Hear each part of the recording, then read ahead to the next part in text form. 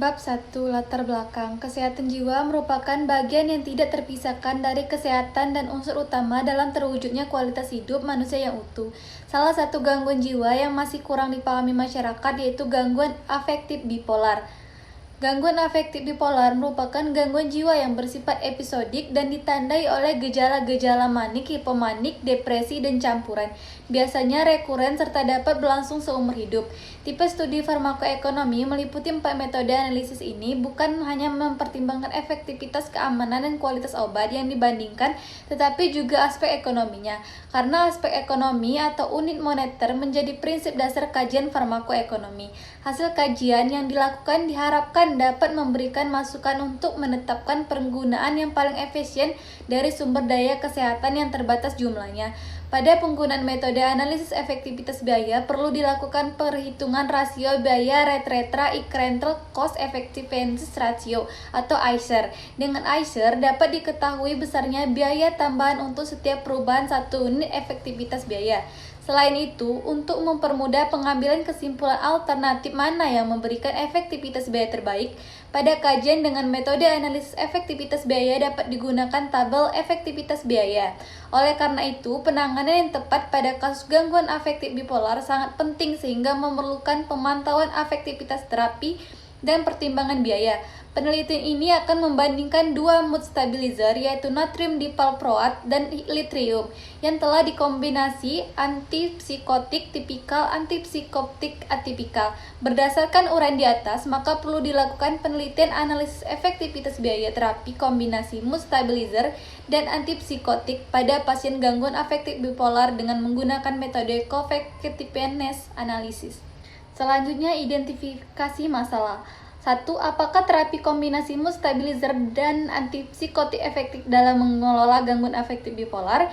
2. Bagaimana perbandingan biaya terapi kombinasi mood stabilizer dan antipsikotik dibandingkan dengan terapi lainnya? 3. Terdapat perbedaan signifikan dalam efektivitas terapi berdasarkan jenis kelamin, usia, faktor demografis lainnya. 4. Bagaimana dampak biaya terapi terhadap kualitas hidup pasien? Selanjutnya ada manfaat penelitian. Yang pertama ada manfaat secara teoritis. Penelitian ini dapat meningkatkan pemahaman tentang efektivitas dan biaya terapi kombinasi mood stabilizer dan antipsikotik dalam pengelolaan gangguan afektif bipolar.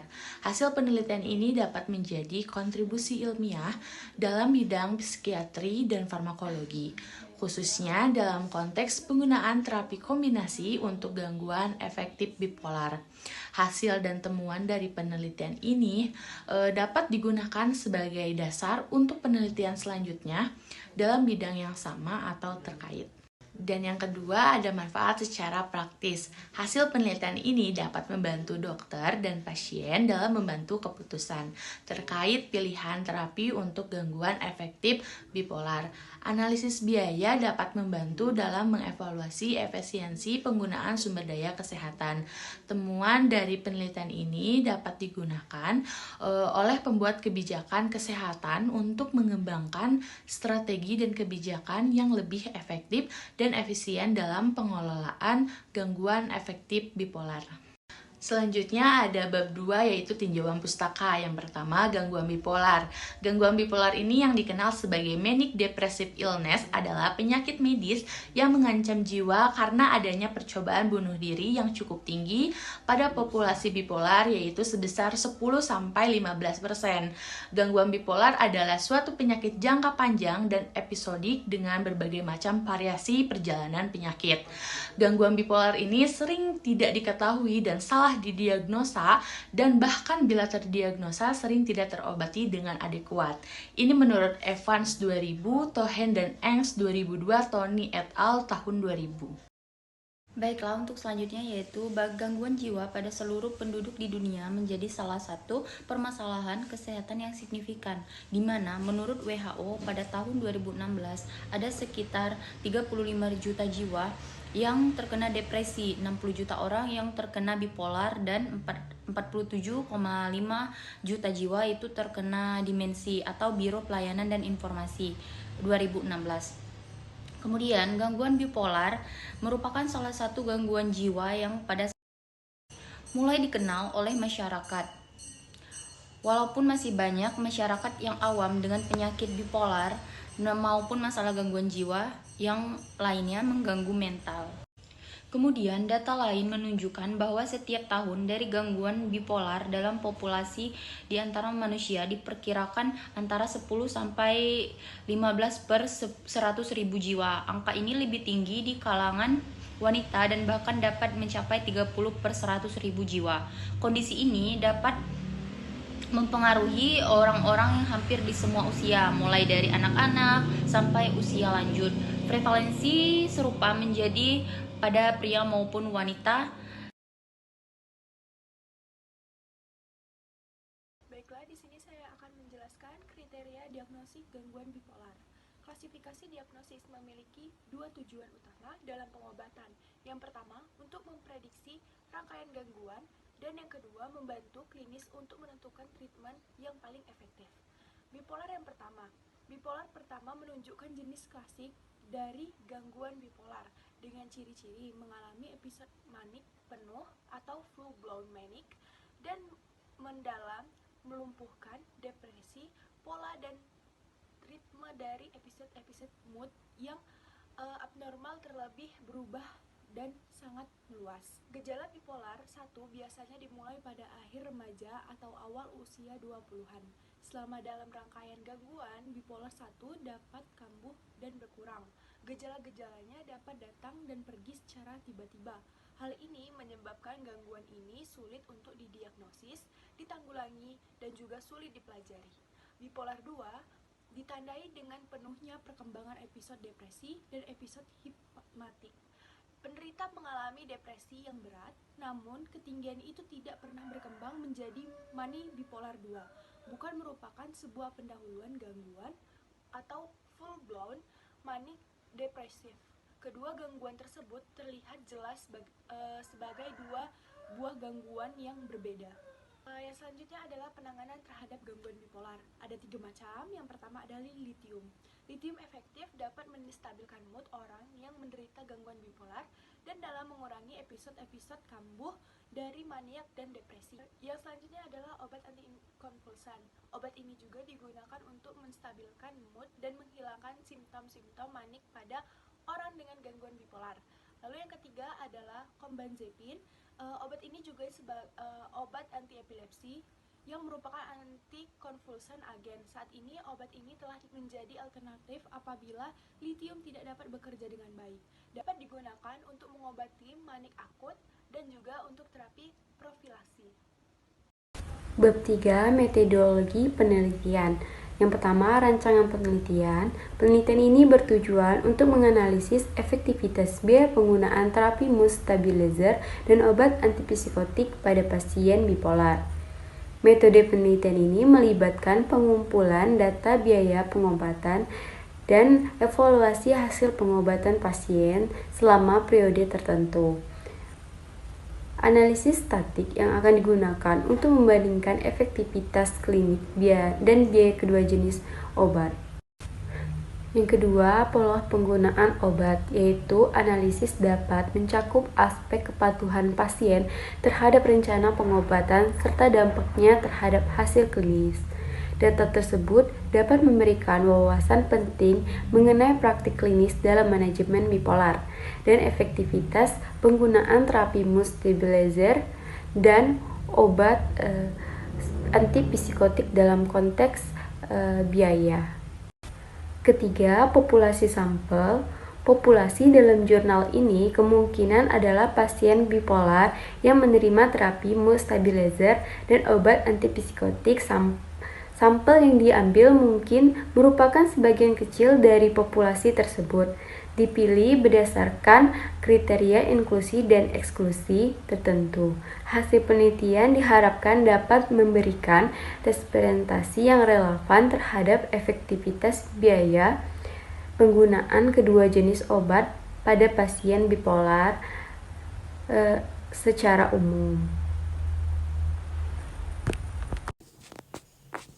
Selanjutnya, penetapan metode dan penetapan metode outcome. Penetapan metode pengambilan sampel sebanyak 46 pasien dilakukan dengan metode total sampling. yaitu semua data sampel yang masuk kriteria inklusi akan diambil sebagai sampel penelitian. Sejumlah 46 pasien dengan diagnosis gangguan afektif bipolar episode mania dengan gejala psikotik ICD 10F312 yang telah memenuhi kriteria inklusi dibagi menjadi dua kombinasi, yaitu kombinasi natrium divalproat N38 dan kombinasi litium N8. Penentuan metode penelitian ini melibatkan pemilihan sampel pasien, pengumpulan data biaya penggunaan terapi, dan evaluasi hasil klinis. Outcome dapat mencakup perubahan gejala mood, tingkat kekambuhan, serta evaluasi dampak ekonomi jangka panjang, seperti pengurangan hospitalisasi atau biaya perawatan keseluruhan. Metode statistik dapat digunakan untuk menganalisis data seperti analisis cost effectiveness atau analisis positif, analisis sensitivitas. Penetapan outcome pada penelitian ini, penilaian outcome terapi mood stabilizer dan antipsikotik diperoleh dari lama rawat inap. Pada tabel 3 menunjukkan kombinasi natrium divalproat antipsikotik atipikal-tipikal diperoleh dari rata-rata lama rawat inap adalah 25,79 hari, sedangkan pada kombinasi litium antipsikotik atipikal-tipikal adalah 25,75 hari. Berdasarkan hasil statistik diperoleh nilai p-value yaitu 0,991, artinya secara statistik tidak ada perbedaan yang bermakna antar kombinasi, namun berdasarkan kemaknaan klinis ada perbedaan yang bermakna, yaitu kombinasi litium antipsikotik atipikal lebih efektif dilihat dari nilai rata-rata lama rawat inap lebih cepat dibandingkan kombinasi natrium divalproat antipsikotik tipikal. Selanjutnya adalah penetapan outcome. Dalam jurnal tersebut dapat melibatkan pengukuran beberapa parameter yang relevan untuk mengevaluasi efektivitas biaya penggunaan terapi mood stabilizer dan obat antipsikotik pada pasien bipolar. Beberapa outcome yang mungkin diukur meliputi: yang pertama adalah perubahan gejala. Evaluasi perubahan dalam gejala mood seperti penurunan intensitas episode manik atau depresi. Yang kedua adalah tingkat kekambuhan. Menilai seberapa sering pasien mengalami kambuhan bipolar selama periode penelitian. Yang ketiga adalah kualitas hidup. Mengukur perubahan dalam kualitas hidup pasien sebagai hasil dari penggunaan terapi. Yang terakhir, yang keempat adalah pengurangan biaya. Menilai dampak penggunaan terapi terhadap pengurangan biaya perawatan jangka panjang, seperti menghindari hospitalisasi atau kunjungan ke unit gawat darurat, atau penetapan. Selanjutnya ada penetapan metode farmakoekonomi dan analisis statistik. Dalam penetapan metode untuk analisis efektivitas biaya penggunaan terapi mood stabilizer dan obat antipsikotik, yang pertama ada identitas variabel untuk menentukan variabel yang akan dievaluasi. Lalu ada desain studi. Pilih desain studi sesuai misalnya studi retrospektif atau prospektif. Ketiga ada populasi studi. Tentukan populasi pasien bipolar yang akan disertai dalam studi. Keempat ada pengumpulan data. Kumpulkan data biaya terkait dengan terapi termasuk kunjungan ke dokter, penggunaan obat, serta biaya lainnya. Kelima ada analisis statistik. Keenam ada farmakoekonominya. Terapkan pendekatan farmakoekonomi untuk melihat cost efektivitasnya. Lalu ada introspektif hasil dan ada pertimbangan etika. Pastikan studi mematuhi prinsip-prinsip yang etika penelitian termasuk hak privasi dan persetujuan pasien. Dan terakhir ada dokumentasi. Dokumentasikan secara detail dan rinci metode yang digunakan termasuk prosedur pengumpulan data, analisis statistik, dan asumsi-asumsi yang digunakan. Lalu bisa dilihat daftar pustakanya, bisa dibaca sendiri. Baik, terima kasih.